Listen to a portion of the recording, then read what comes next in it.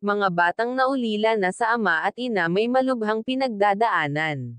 Pero bago po iyan, pakisuportahan po muna natin ang ama ng Kalingap na si Val Santos Matubang at Kalingap Rob Matubang, pati na rin ang mga viewers at reactioners. Maraming salamat po. Mga Kalingap, may panibago na naman po tutulungan ang Team Kalingap na handa nilang baguhin ang buhay at magbagong buhay.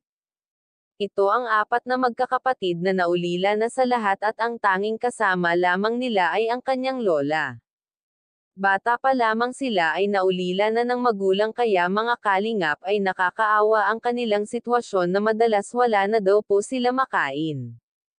Pumapasok daw sila sa eskwela na tanging walang laman ang tiyan at nilalakad nila kahit napakalayo basta lamang makapasok. Naabutan pa daw ito ng isang Kalingap na nag-scout sa kanila na kumakain ay hati-hati silang apat na magkakapatid sa iisang maliit na isda na binigay ng kapitbahay nila para may pang-ulam.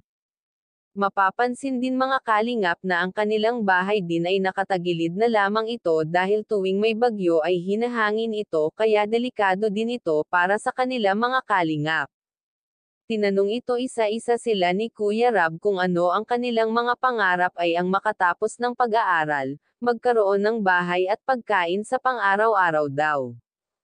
Kaya sabi ni Kuya Rob ay karapat-dapat sila daw ang tulungan dahil nakakaawa talaga ang kanilang sitwasyon at ang payat nila dahil sa kakulangan ng pagkain.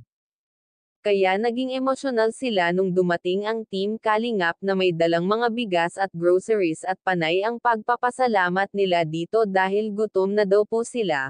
Binigyan din ito ni Kuya Rob ng pera para may pang-allowance sila sa school at pambili ng pang-araw-araw na pangangailangan, kaya sobrang silang nagpapasalamat sa Team Kalingap dahil dumating daw sila para tulungan. Kaya mga Kalingap, sana patuloy po natin suportahan ang mga batang ito at ang Team Kalingap para mas marami pa silang matulungang mahihirap na nangangailangan ng tulong. Kaya, hanggang dito na lang po mga Kalingap. Kung bago lang po kayo sa channel ko, pa-like and subscribe my channel. Thank you for watching and God bless us all.